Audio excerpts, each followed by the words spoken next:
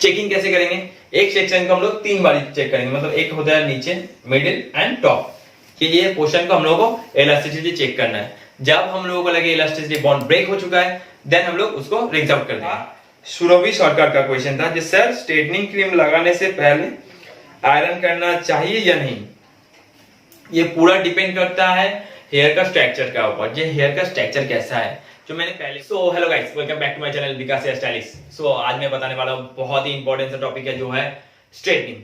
ठीक है, स्ट्रेटनिंग क्यों इंपॉर्टेंट है? आप लोगों ने बहुत सारा कमेंट किया है कि मैं जब काम करता हूँ हेयर में शाइन आता है, आप लोग जब काम करते हैं क्यों शाइन नहीं आता, हेयर क्यों ड्राई हो जा रहा है, फ्रीजी हो जा रहे हैं, स्ट्रेटनिंग के बाद मतलब वॉश करने के बाद हेयर में क्यों वेव आ जा रहे हैं, तो ये सब कुछ क्यों हो रहा है और इसको कैसे आप लोग ठीक कर सकते हैं, तो इसके ऊपर मैं बताने वाला हूँ। बहुत ही इंपॉर्टेंट सा कुछ टिप्स देने वाला हूँ, तो वीडियो बिना स्किप किए पूरा देखिए।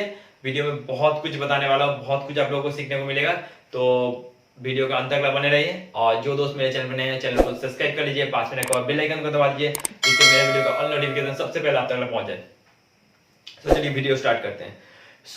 एक चीज में आपको ध्यान रखना है कि जब भी क्लाइंट आए, आपको सबसे मेन जो पार्ट में काम करना है वो है कंसल्टेशन। ठीक है, कि आप लोग अगर इसको सही से कर लिए तो मान लीजिए 50% वर्क आपका ऐसे ही हो गया।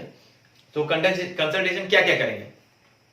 जैसे क्लाइंट आए, उनको पहले आप लोग बैठाइए, उनसे बात कीजिए। उनसे बात करते हुए आप लोग पूछिए कि क्लाइंट घर में क्या यूज करते थे, जैसे वो होम केयर में क्या क्या यूज करते थे, कौन सा शैम्पू यूज करते थे, हेयर में कोई केमिकल एप्लीकेशन हुआ है कि नहीं, जैसे मान लीजिए हिना किए थे या फिर कोई डाई कलर किए थे, ऐसा कुछ किए थे कि नहीं, ये सब कुछ आपको पहले जानना है।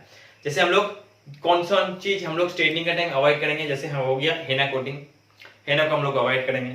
डाई कलर, जैसे मान लीजिए क्लाइंट, बहुत सारे क्लाइंट ऐसे होते हैं जो मार्केट से कलर खरीद लिए, कास्टिंग कलर, उनको घर में लगा के 1 से 1.5 घंटा तक छोड़ दिए, तो इससे क्या होता है हेयर के ऊपर बहुत मोटा एक कोटिंग आ जाता है, जिसको हम लोग नहीं ब्रेक कर सकते हैं, जिसलिए हम लोग का स्ट्रेटनिंग का रिजल्ट सही नहीं आता है। और एक चीज में ध्यान रखना है कि क्लाइंट बहुत कुछ अभी होता है ना, जो घर में बहुत कुछ बनाने लगते हैं, ये कुछ मिला के एक तेल बना लिए या फिर कुछ भी, मतलब कोई सा भी केमिकल यूज करते हैं जो हेयर में कोटिंग देना है, उसको हम लोग को अवॉइड करना है।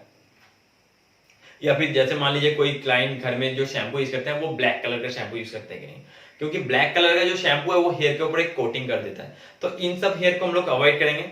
तो इन सब को आपको काम नहीं करना है। उसके बाद जो हेयर आता है उसमें आप लोग कैसे काम करेंगे, तो मैं उसके ऊपर बताने वाला हूँ। जैसे मान लीजिए हम लोग का स्ट्रेटनिंग का क्रीम 2 तरीके का होता है। ठीक है, एक होता है स्ट्रॉन्ग, एक होता है माइल्ड। ठीक है, कोई सा भी कंपनी आप चूज कर लीजिए, 2 तरीके का क्रीम आपको मिलेगा, सिर्फ शॉर्टस्कॉप को छोड़ के, क्योंकि शॉर्टस्कॉप में आपको 3 तरीके का क्रीम मिलेगा, 0, 1, 2। ठीक है, एक होता है स्ट्रॉन्ग, एक होता है माइल्ड, मतलब हल्का सा, मतलब हल्का स्ट्रॉन्ग बोल सकते हैं उसको, और एक होता है माइल्ड। बाकी सब क्रीम का जो मतलब सब कंपनी का जो क्रीम है वो 2 तरीके का होता है, एक होता है इंटेंस, एक होता है माइल्ड। मतलब एक होता है रेजिस्टेंट हेयर के लिए, एक होता है एक्स्ट्रा रेजिस्टेंट हेयर के लिए। तो ये हो गया हम लोग का क्रीम, क्योंकि आपको काम करने से पहले क्रीम सिलेक्शन भी बहुत ज्यादा जरूरी है। अब आते हैं हम लोग हेयर एनालिसिस में। ठीक है, तो आप लोग हेयर को कैसे एनालाइज करेंगे, कैसे आप लोग पहचानेंगे कौन सा हेयर में कौन सा क्रीम देना है। पहले मैं बात करता हूँ एक्स्ट्रा रेजिस्टेंट हेयर है जो क्रीम है, उसमें वो कौन सा हेयर में हम लोग देंगे।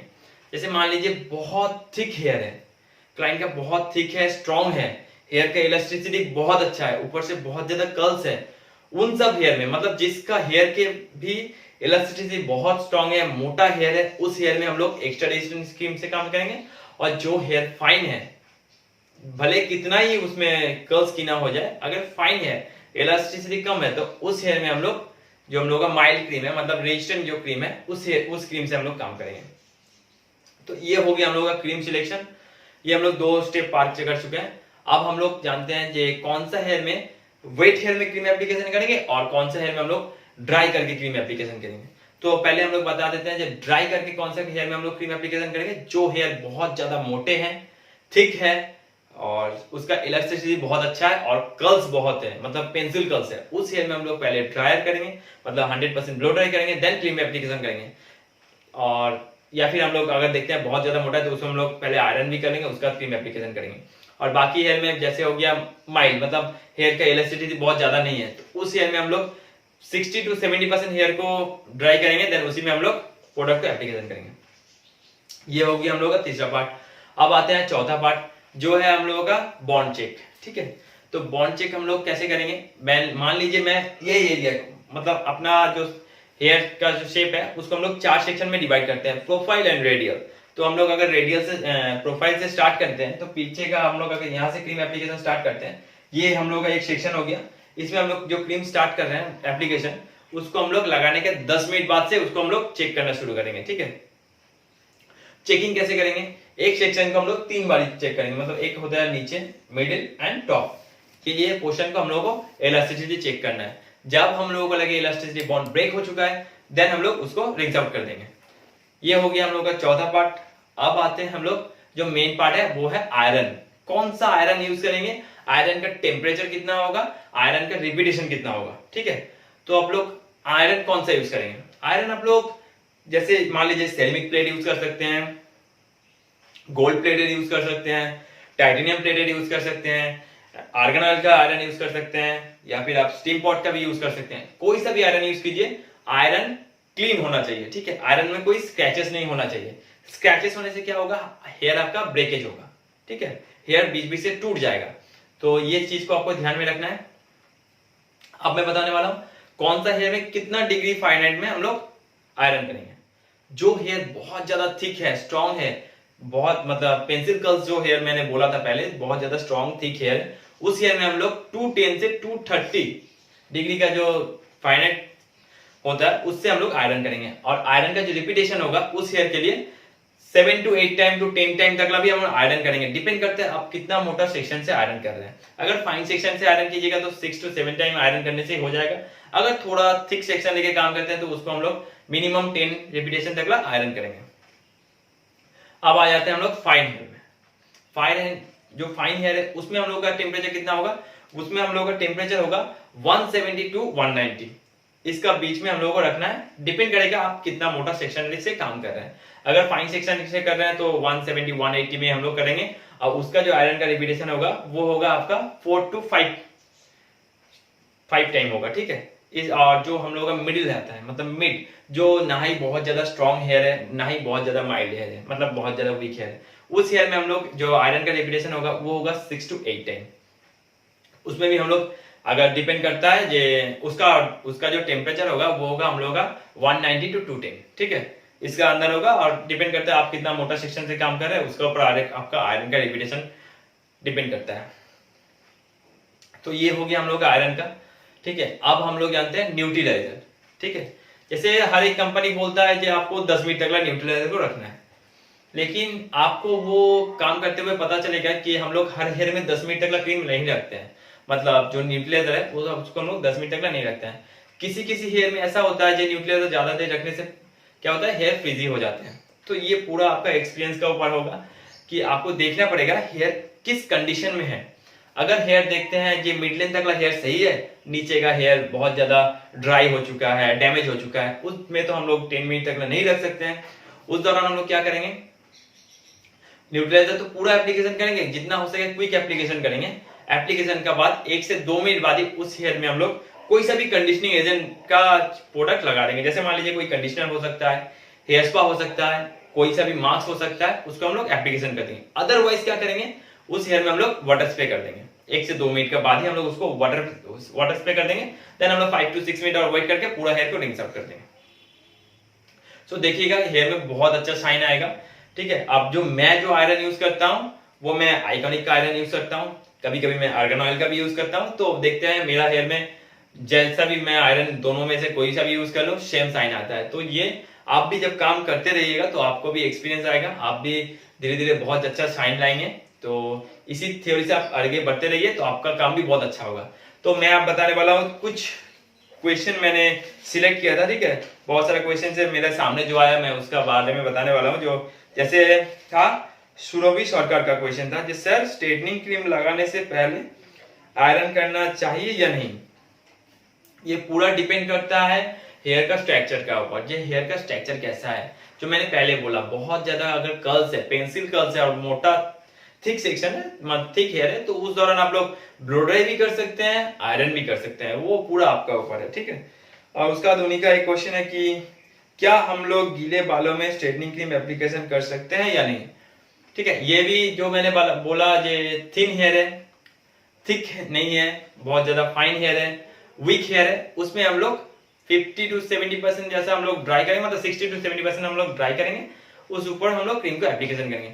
इसका बेनिफिट क्या है, हम लोग गीले बालों में क्यों क्रीम एप्लीकेशन करते हैं, क्योंकि क्रीम का जो काम होता है ना, अगर जितना ड्राई हेयर होगा वो उतना फास्ट काम करेगा, और जेहेतु हेयर मतलब हेयर बहुत ज्यादा वीक है तो उसमें हम लोग गीले बालों में काम करते हैं, क्योंकि हम लोगों को टाइम थोड़ा और मिले, ठीक है, क्रीम एप्लीकेशन के लिए, इसलिए हम लोग गीले बालों में काम करते हैं। तो यही रीजन है हम लोग गीले बाल क्यों यूज करते हैं।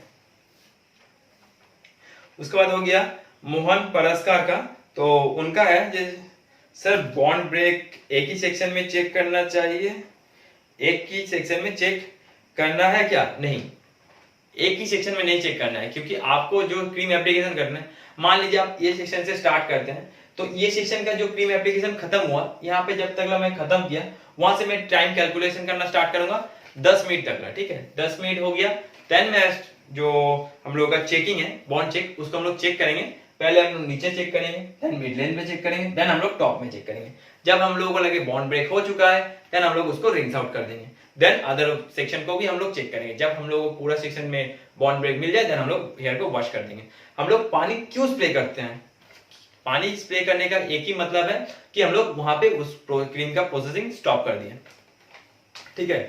तो इसका बाद आता है सिप गेमिंग का, जो आफ्टर स्मूथनिंग बहुत हेयर फॉल हो रहा है, क्या मैं नैनोप्लास्टिया कर सकता हूँ? हेयर फॉल कमेगा? तो बात यह है, हेयर फॉल देखिए दो तरीके का होता है, ठीक है। एक हो गया हम लोग का जो हेयर फॉल है वो है रूट से होता है, और एक होता है हम लोग का लेंथ से हेयर ब्रेकेज होता है। जो लेंथ से ब्रेकेज होता है उसमें आप लोगों को बॉन्ड ट्रीटमेंट करना है, और जो हेयर हम लोगों को रूट से निकल रहा है, रूट से हेयर फॉल हो रहा है, उसका तो स्ट्रेटनिंग से कोई रिलेटेड नहीं है। फिर भी कभी कभी अगर होता है जो क्रीम स्कैल्प में लग जा रहा है, थोड़ा बहुत क्रीम लग जाता है, तो उससे हेयर फॉल होता है, ठीक है। वो जो काम कर रहा है उसका ऊपर है पूरा, ये आपको मिनिमम स्कैल्प से ½ इंच हेयर को छोड़ के ही क्रीम एप्लीकेशन करना है, जिससे क्या होता है क्लाइंट का हेयर फॉल नहीं होता है, स्कैल्प में प्रोडक्ट नहीं जाता है, इचिंग नहीं होता है, उससे हेयर फॉल नहीं होता है। अगर हो रहा है तो आप उसको ओजोन ट्रीटमेंट करके होम केयर में एनिवेक्सिल यूज कर सकते हैं, उससे आपका हेयर फॉल कम हो जाएगा। उसका बाद है शनाया सिंह का, जो मैं भी करती हूँ पर शाइन नहीं आता है, क्यों? तो मैं पूरा बता दिया हूँ कि क्यों नहीं शाइन आता है आपको, तो ये थ्योरी आप फॉलो कीजिए, आपको शाइन आ जाएगा। सो और एक है कि पटेल किंजल का स्मूथनिंग के टाइम आयरन का टेम्परेचर कितना होना चाहिए? तो मैं ये भी बता चुका हूँ कि हेयर का टेम्परेचर कितना होना चाहिए वो डिपेंड करता है आपका हेयर स्ट्रक्चर का ऊपर, हेयर कैसा है उसका ऊपर आपको आयरन का टेम्परेचर डिपेंड करेगा। उसके बाद सुरभि सरकार का और एक क्वेश्चन था कि सर स्ट्रेटनिंग किया था तब हेयर शाइन था, आफ्टर वॉश हेयर में बैंड आ गया है, क्यों? और ये क्या स्पा करने से ठीक हो जाएगा? सो पहला बात ये है कि स्पा हम लोग का एक नरिशमेंट ट्रीटमेंट है, ठीक है, वो सिर्फ नरिशमेंट देता है, वो बॉन्ड को ब्रेक नहीं करता है। तो स्पा का तो आप भूल ही जाइए, स्पा से आपका हेयर ठीक नहीं होने वाला है। और ये जो फॉल्ट आपको आया है ये हो सकता है दो तरीके से, एक होता है क्लाइंट अगर प्रीवियस में, जैसे मैंने पहले बोला था, जे कोई भी होम केयर में डाई कलर यूज किए थे, हेना यूज किए थे, या फिर कोई सा भी ऑयल बना के, या फिर ब्लैक कलर का शैम्पू ऐसे कुछ यूज किए थे, उस वजह से हो सकता है। अदरवाइज आपका बॉन्ड ब्रेक नहीं हुआ था, उसी टाइम आपने हेयर को वॉश कर दिया।